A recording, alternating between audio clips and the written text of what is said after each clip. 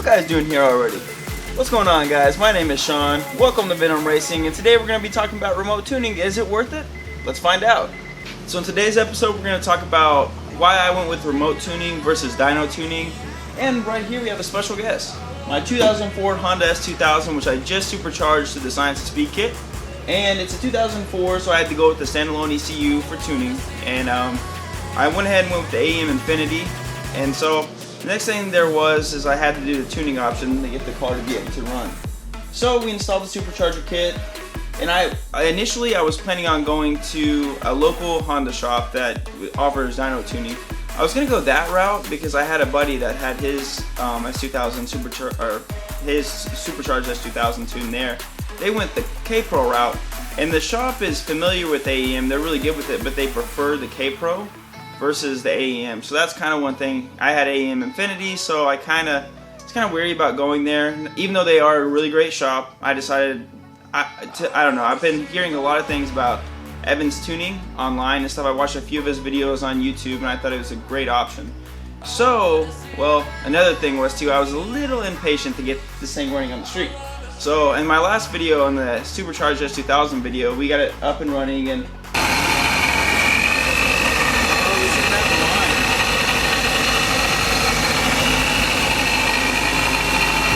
it was a Saturday evening. It was actually around 12, maybe 1 o'clock in the morning when we finally got it running.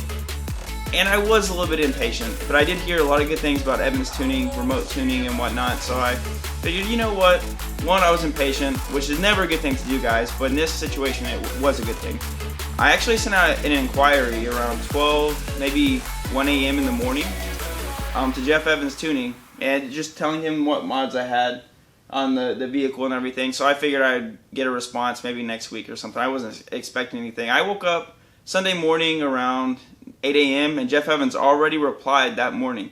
And that day we actually started the tuning process. I mean, that's crazy customer service right there. I mean, it's a very reputable company, and plus on top of that, he responded to my comment in less than 6 hours, and it was a weekend. It was a Sunday. It was a Saturday to Sunday. I mean, I couldn't believe that, and then we already started tuning the next process. So that's something that's kind of the process why I chose Jeff Evans. Not that reason, but it's just that's the kind of the process how it happened for me. I did do a lot of research, and Jeff Evans always came up. He had tons of people saying that he was a great tuner. Everyone said that he was 5 out of 5. I mean, especially with the S2000s and a whole bunch of other different cars as well. So that's why I went with Jeff Evans Tuning. One thing I can say on the research I did between, let's say, doing a dyno tune versus a remote tune, one thing I've noticed that I'm actually glad I went the remote tuning route is I read this a lot, is that the dyno tune is going to get you all set up and whatnot and get the max amount of power that you can. But at the same time, let's say you go to the dyno tuning shop, they set your car up, they spend a few hours on it, then you go home. Well, what happens when the shop is a few hours away and you're running to little issues, nothing big, nothing major issues, but let's say, for example, your car it surges at a certain RPMs, or the idle is maybe high or something like that. Okay, so maybe shops might offer remote tuning as well to fix those kind of issues, but the thing is with my car on the tuning process, the process that I went with Jeff Evans is what we would do is he would send me specific data logs he would want me to perform, and go ahead and get the data logs and send it to him. He could make the adjustments. So I went ahead and did that, and we made about a total of, I think it was 11 to 12 revisions is what he made on my tune. And we got the car where it runs great, and there was just a few little odds and ends there were little hiccups along the way. Like, let's say, for an example, my car, around a certain RPM range, it would kind of like surge or hesitate. I would just catch that data log, and then I would send it to Jeff, and he would fix it. Or if the idle was high, same scenario. So that's what we were able to do, and we have the car pretty much spot on, and the car runs great. It runs as smooth as an OEM S2000, which is amazing. I mean, a lot of times I hear a lot of people saying that running the AEM route and stuff makes a car where it doesn't feel like an OEM S2000. That's why they go the K-Pro route. It doesn't run as smooth. I think it just needs to be set up right by the right tuner. I'm not bashing K-Pro because I know that's a very good setup, but I'm just saying that you can't really beat a OEM ECU. But the route that I went, I'm very happy with it. I love that the AEM Infinity has multiple fail-safe modes.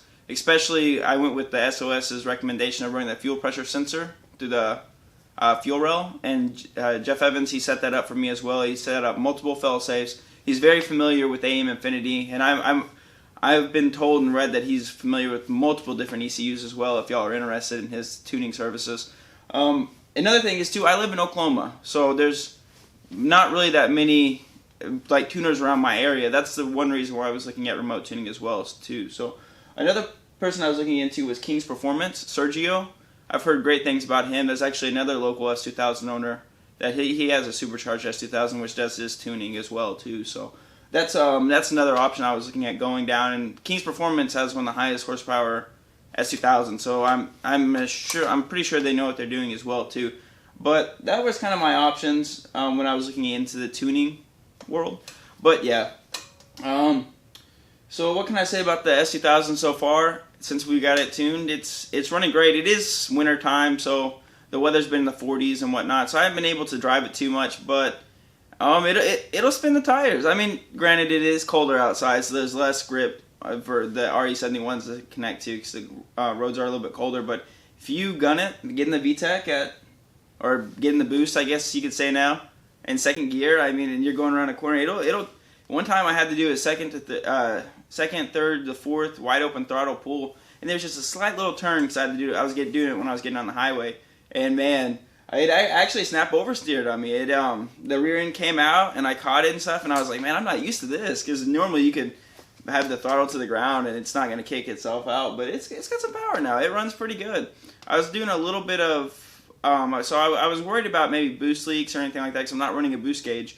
But I was looking at the KPA off the MAF sensor, and there's a few conversions out there, and I think it runs at full peak boost. It was like, I want to say 10 pounds of boost. So there's no boost leaks currently on this thing, so it runs great.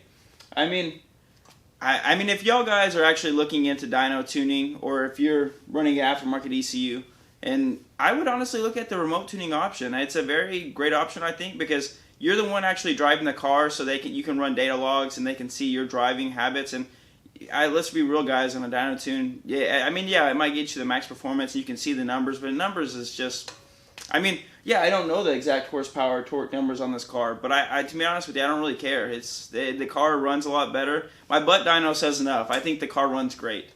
This kit is rated for anywhere. I see people running 380 horsepower all the way up to 410, 420 with the stage 2 with my setup. So I mean, but numbers are just, I mean, who really cares at the end of the day, guys? I mean, I'm not out there just trying to say, oh yeah, my car makes this much power. My car runs good, I'm happy with it, so that's all that matters to me. So yeah, guys, so if y'all are looking in the dyno tuning or remote tuning, both are great options, don't get me wrong. I went the remote tuning option and I'm happy with it. So I mean, if y'all have any questions on anything, just post a comment down below and maybe I'll be able to help you out with it too.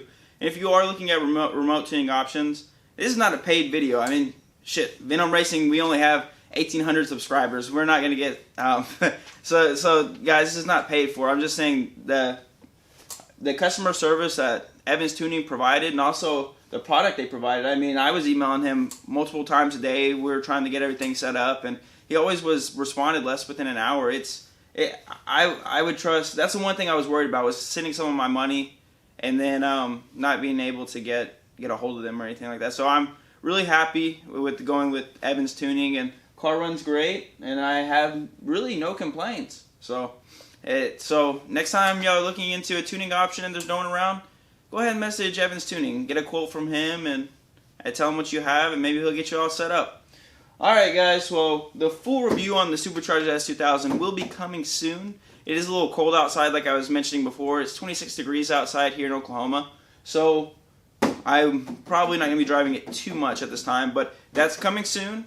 The front bumper, well, it doesn't have a front bumper, but I'm about to, once it warms up a little bit as well, I think it's supposed to be in the 60s this weekend, I'm going to go and paint the front bumper, and also so we'll get that back on the road too. I kind of haven't been enjoying driving without the front bumper, so I've been able to look for any coolant leaks on the heat exchanger up front too. So that's been kind of a good thing. Kind of looks mean with the little after cooler heat exchanger, I mean, up front. So alright guys, so if you need some tuning options, AIM Infinity, I would recommend. I know a lot of people say there's a lot of bugs in it at this time, but I haven't run into any issues really. So we'll see with that and the current options. But But first things first, guys. Let me give you a real quick startup and show you how smooth this thing idles.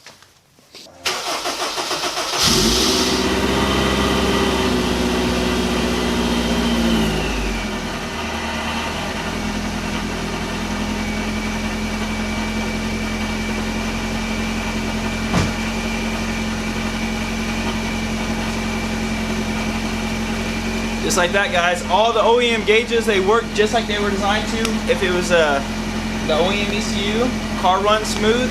And I'm about to get carbon monoxide poisoning in the shop with the door down, so I better turn the car off. Alright, let me go turn it off. I'm getting a little bit weak. The aftermarket ECUs, I've read online that all the AEM units, they take a little bit longer to crank over than what the OEM computer says. That's just how it is, guys. Alright, guys, so I hope you guys enjoyed this video. Like the video, subscribe for more, throw a comment down below if you have any questions, and we will see you guys in the next video. And I'm about to bid on something on IAI, so we'll see if we get this car, and I think y'all will be really happy with it. I think it'll complement the S2000 well. We'll see y'all guys in the next one.